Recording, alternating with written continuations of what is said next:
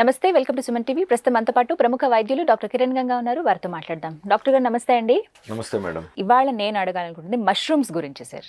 Mushrooms అసలు వాటిలో ఉండేటువంటి పోషక విలువలు ఏంటి? డయాబెటీస్ ఉన్న వాళ్ళకి ఎంత మంచిది? తీసుకోవచ్చా, తీసుకోకూడదా? మష్రూమ్స్ అనేది మంచిది మా అందరికీ, ఎందుకంటే వెజిటేరియన్స్కి, నాన్ వెజిటేరియన్స్కి ఎవరైనా తీసుకోవచ్చు, పిల్లలు పెద్దలు అందరూ తీసుకోవచ్చు. సో అది వండినప్పుడు ఫ్యామిలీ మెంబర్స్ అందరూ కూడా హ్యాపీగా దాన్ని ఎంజాయ్ చేయొచ్చు. సో దీంట్లో మనకి సోడియం తక్కువ ఉంటుంది, మనకు మంచిది. పొటాషియం కొంచెం బాగుంటుంది, అది కూడా బెటర్ ఆప్షన్. తర్వాత కొంచెం వైటమిన్స్ అవి కూడా బాగానే ఉంటాయి. కొలెస్ట్రాల్ ఉండదు దీంట్లో, ప్లస్ మంచి ఫిల్లింగ్ అనమాట. సో క్వాంటిటీ కొంచెం ఎక్కువ తీసుకున్నా కూడా అరుగుదల ఇబ్బంది అనేది ఏమి ఉండదు. మలబద్ధకం ఉన్న వాళ్ళకి కూడా ఇబ్బంది ఏమి ఉండదు. అండ్ త్వరగా డైజెస్ట్ అయిపోతుంది. సో ఈవెన్ కొంచెం ఏదైనా ఫుడ్ లేట్గా తిన్నా నైట్ డైజెషన్ ఈజీగానే ఉంటుంది కాబట్టి వీళ్ళకి మార్నింగ్ వరకు పొట్ట టైట్గా ఉండటం అనేది జరగదు. ప్లస్ మష్రూమ్ అనేది మనకు జనరల్గా దేంట్లోనే మిక్స్ చేసుకోవచ్చు. మీరు ఓట్స్లో మిక్స్ చేసుకోవచ్చు, లేదా మనకి గ్రేవీ ఐటమ్స్లో చేసుకోవచ్చు, చెన్న లేకంటే ఇంకేదైనా వండేటప్పుడు కానీ, గోబీతో వండేటప్పుడు కానీ, క్యాబేజ్తో కాలీఫ్లవర్తో వండేటప్పుడు కానీ చాలా వరకు చాలా ప్లేసెస్లో చేసుకోవచ్చు అనమాట. ఈవెన్ ఇప్పుడు కొంతమంది బాస్మతి బ్రౌన్ రైస్తో కూడా బిర్యానీ చేయాలనుకుంటారు. అటువంటిప్పుడు మష్రూమ్స్ అందులో హ్యాపీగా యాడ్ చేసుకోవచ్చు. బట్ ఎక్కువగా ఓవర్గా ఫ్రై చేయకుండా ఎక్కువగా స్టీమ్డ్ గానో బాయిల్డ్ గానో తీసుకుంటే వాల్యూమ్ అనేది బాగుంటుంది. కాబట్టి ఫ్రై చేసేస్తే మళ్ళీ ష్రింక్ అయిపోతుంది. సో ఎక్కువ తింటాం మనం, మళ్ళీ డైజెషన్ కష్టం అవుతుంది. ఫ్రై చేసుకోకూడదు అంటే ఇట్స్ నాట్ ఏ గుడ్. మనం ఏది కూడా ఫ్రైకి ప్రోత్సహించట్లేదు కదా. కానీ సార్ చాలా వరకు మంచూరియాస్ రూపంలో రకరకాలుగా చేస్తున్నారు ఇప్పుడు అన్ని వెజిటబుల్స్ తోటి. అందులో భాగంగా ఇప్పుడు పన్నీర్ మనకి తెలుసు, పన్నీర్ మంచూరియాలు చేస్తారు. అలాగే మష్రూమ్ మంచూరియా కూడా చేస్తూ ఉన్నారు ఈ మధ్య, డ్రై ఆర్ వెట్. కరెక్టేనా అలా తీసుకోవటం అనేది? అంటే మళ్ళీ ఎక్కువగా ఆయిల్ అయిపోతుంది, ఆయిల్ అయిపోతుంది, మళ్ళీ ట్రాన్స్ ఫ్యాట్ వచ్చేస్తుంది దాంట్లో. సో పోషక విలువలు కొన్ని ఆ హై టెంపరేచర్స్లో కొన్ని పోషక విలువలు కోల్పోతుంది అది. ఇవన్నీ కొంచెం డ్యామేజెస్ ఉంటాయి.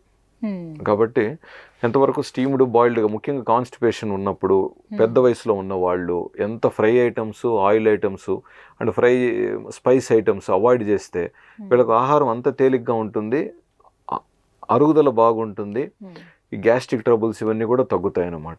అండ్ ఇందాక అన్నారు సార్ ఓట్స్లో కూడా మిక్స్ చేసి తీసుకుంటున్నారు అని చెప్పి. అంటే డయాబెటీస్ ఉన్న వాళ్ళకి ది బెస్ట్ ఫార్మ్ ఏదండి? అంటే బ్రేక్ఫాస్ట్ నుంచి నేను లంచ్ అలా మాట్లాడుకుంటే కనుక బ్రేక్ఫాస్ట్లో అసలు మష్రూమ్స్ అనేవి తీసుకోవచ్చా? ఏ రూపంలో తీసుకోవచ్చు హ్యాపీగా? ఇప్పుడు కొన్నిసార్లు మనము ఇప్పుడు చపాతీ కానివ్వండి, ఇప్పుడు dry item chapati. So chapati అంటే మళ్ళీ మనం గోధుమతో చేసిందా, లేకంటే సజ్జత, జొన్న, లేదా మల్టీగ్రెయిన్స్తోనా, లేదా జస్ట్ జొన్న రొట్టి కానివ్వండి, దేనికైనా కూడా ఈ క్యారెట్ లేదా ఓన్లీ మష్రూమ్స్తోనే మీరు గ్రేవీ లాగా చేసుకున్నారు, లేదా క్యారెట్స్తో లేకంటే కొంచెం కాలీఫ్లవర్ కానీ ఇట్లాంటి వాటిని కలిపి చేసుకున్నారు. సో వాల్యూమ్ పెరుగుతుంది.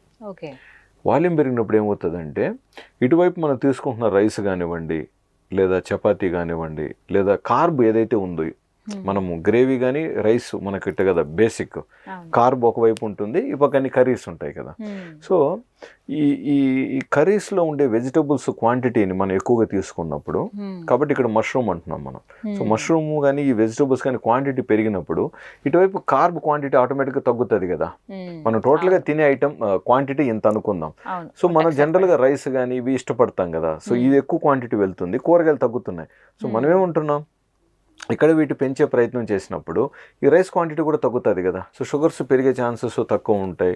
సో వెయిట్ తగ్గాలనుకుంటున్న వాళ్ళకి కూడా ఇది మంచిగా ఫిల్లింగ్ ఎఫెక్ట్ ఉంటుంది. ప్లస్ ఏదో కోల్పోతున్నాం, త్యాగం చేస్తున్నాం అనే ఫీలింగ్ లేకుండా వీళ్ళకి కావాల్సిన టేస్ట్ ఎంజాయ్ చేస్తూ న్యూట్రిషన్ వాల్యూ ఉన్న ఫుడ్ తీసుకుంటూ వెయిట్ కొంచెం తగ్గే ప్రయత్నాలలో ఫలితం కనపడింది అనుకుందాం, they will be more satisfied కదా. సో మష్రూమ్స్ మంచివి డెఫినెట్లీ. ఈవెన్ మనకు ఇప్పుడు చాలా ప్లేసెస్లో ఈజీగా దొరుకుతున్నాయి, మనకి సూపర్ మార్కెట్స్లో తీసుకోవచ్చు. అంటే ఇవి దొరికే రకాలు కూడా సార్ ఇప్పుడు మనకి అటు ఫారిన్ కంట్రీస్లో మనకు తెలియదు కానీ ఇప్పుడైతే దొరుకుతున్నాయి. బట్ 2-3 రకాలు ఎక్కువ చూస్తున్నాం. బటన్ మష్రూమ్స్ అని అంటే గుండ్రంగా ఉండేటివి, ఫ్లవర్ అని చెప్పి కొంచెం వెడల్పగా ఉన్నాయి, ఇవే చూస్తున్నాము. వీటిలో ఏది బెస్ట్ అని కూడా చాలా మంది అడుగుతున్నారు. అంటే ఆల్మోస్ట్ ఈక్వల్ బెనిఫిట్స్ అనమాట. అంటే ఇప్పుడు కల్టివేట్ చేసినవి ఓకే. మనకు విలేజెస్లో మనము ఊర్లలో ఉన్నప్పుడు ఆ కొన్ని సందర్భాలలో మష్రూమ్స్ న్యాచురల్గా వచ్చేటివి, అవును సార్. అవి ఇంత లావుగా ఇంత సైజుల్లో ఉండవు అనమాట. ప్లస్ కలర్ కూడా మనకు బ్రౌన్గా డార్క్గా ఉంటాయి. అవి కానీ మనం కానీ ప్రొక్యూర్ చేయగలిగితే బెస్ట్ ఆప్షన్. ఓకే, న్యాచురల్ గా వచ్చేటివి. సో వాటిని నెగ్లెక్ట్ చేయకూడదు. వాటి ఇప్పుడు మనం అన్ని చూసామని కూడా కల్టివేషన్ చేసినవే కదా. కల్టివేట్ చేసినట్టువే. సో వాటికి ప్రిఫరెన్స్ ఎక్కువ ఇద్దాము.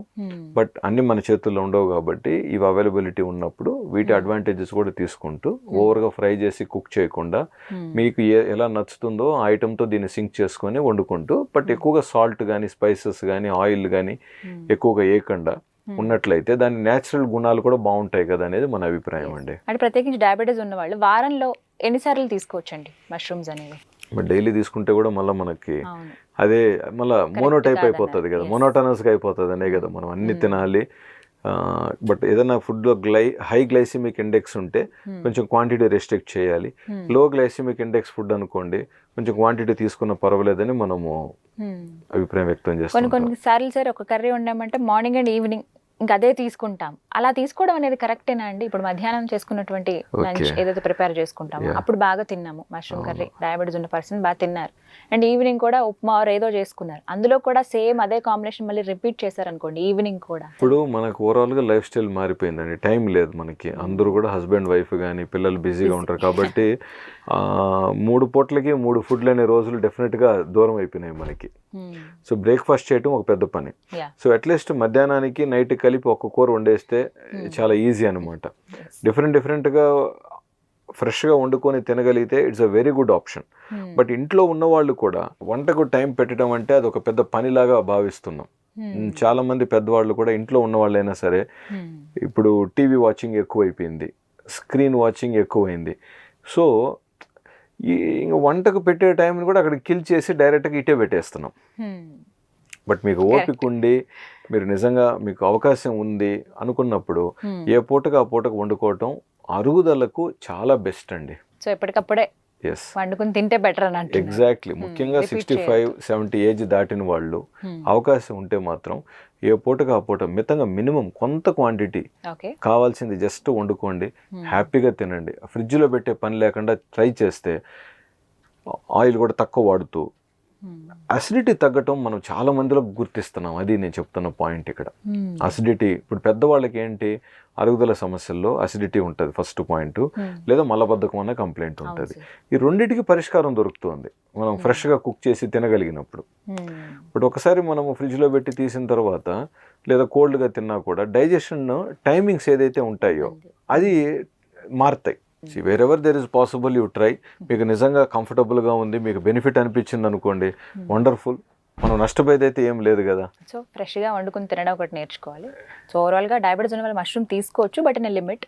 ఫ్రైస్ కాకుండా నార్మల్ కర్రీ లిమిట్ అనే పాయింట్ నేను అనను కానీ ఫ్రై అవాయిడ్ చేయండి అని చెప్తాం అంతే. మష్రూమ్ అనేది ఎందుకంటే పలావ్, బిర్యానీ వీటిలో ఎక్కువగా చూస్తున్నాను. క్వాంటిటీ ఇంకా కొంచెం ఎక్కువ కూడా వేసుకోవచ్చు మీరు రైస్ క్వాంటిటీ తగ్గించడానికి. Right sir, thank you so much. నమస్కారం.